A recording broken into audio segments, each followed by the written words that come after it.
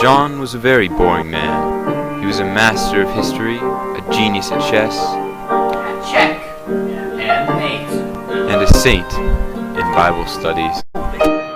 In his free time, he cleaned his house, watched entertainment television, and napped ferociously. His job was that of a sausage maker. He worked from home and made all the sausages by himself. He made only pure beef sausage, that is, unless he was feeling a little adventurous, in which case he would throw in a touch of salt.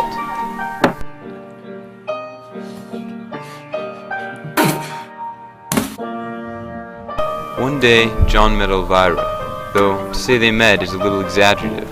He bumped into her after a reading day in the park. It's alright. That was enough, though. John was in love.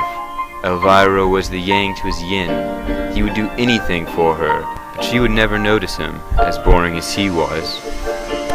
One day, as John was making the sausage, his finger slipped in just a little too far, and he lost the edge of it to the sausage. The mark was barely noticeable, and so he wrapped up the last sausage before cleaning his hand. A week later, John received a letter in the mail. A man had loved his sausage so much that he was willing to buy a case of it for $1,000. John thought at once of the accident. He thought too of Elvira. Surely $1,000 could buy her love. He decided to do it. I'll do it. He ground off half his hand to make the sausage, and with the $1,000, he bought Elvira a pearl necklace. Will you go on a date with me? Of course I will. John knew that he would have to buy more gifts to hide his boringness, and so he needed more money.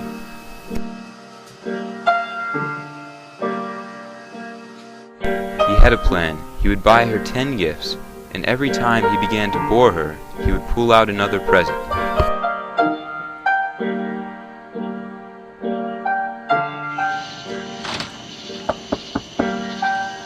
He went to dinner with the gifts prepared, and then he started to talk. So actually, as supply goes down, prices rise.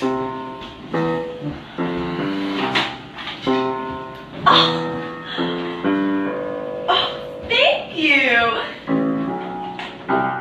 Historically, the weather for July is actually rather...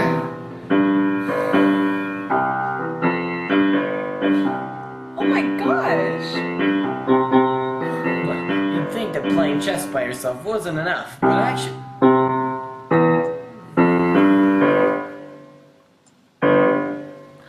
Wow.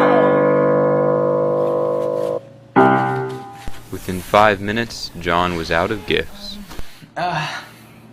Jupiter and Mars, about to be at a 30-degree angle, and I really better get going. So, nice seeing you, and talk to you soon. Call you tomorrow.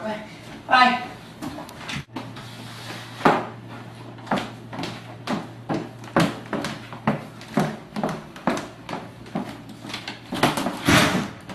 Good night. Good night. Bye. Thank you.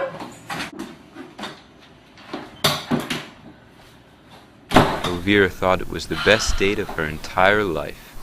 He began to give her cash, but he quickly ran out of money, and so he ground off both his arms and had them replaced with hooks. Nothing good. With this surplus of finances, Elvira became addicted to exotic statues. At times, she would buy 10 a day. Take it. Do you think you've had enough? No, you want I've had enough. Elvira realized it had gone too far, so she went to talk to John. Come in. I never loved you. What? I never loved you. But I gave everything for you. No, you didn't. You gave me only money. I gave you my arms. I gave you my fucking arms. You look different. I gave you everything I had. You don't even know me! What am I supposed to do now? Play Captain fucking Hook? I didn't ask for all of this. No, you don't know what you're saying. You love me. I don't, John. Money and pity can't buy everything. This isn't happening. Goodbye, John. Come back! Yeah! After the breakup, Elvira began to run up a debt and was put homeless on the streets. John realized there was only one thing he could do. I have to. I love her so much, I'd give anything for her. She doesn't love you. She dumped you. It doesn't matter to me. I love her, whether or not she loves me. But why? You don't even know her. You bumped into her on the street by accident. Nothing is by accident. I don't have time for this. Just make sure she gets the money. You're making a giant mistake. You don't have to do this. Just give her the money. It doesn't matter who gets the money. Don't make yourself out to be a martyr. You're doing this to kill you, not to save her. It's all for her.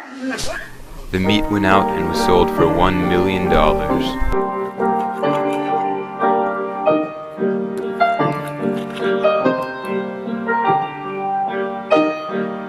Unfortunately, upon sampling the meat, the buyer determined it was no good. The brain meat must have ruined the taste. The buyer refused to pay. Elvira's habit took her life a week later.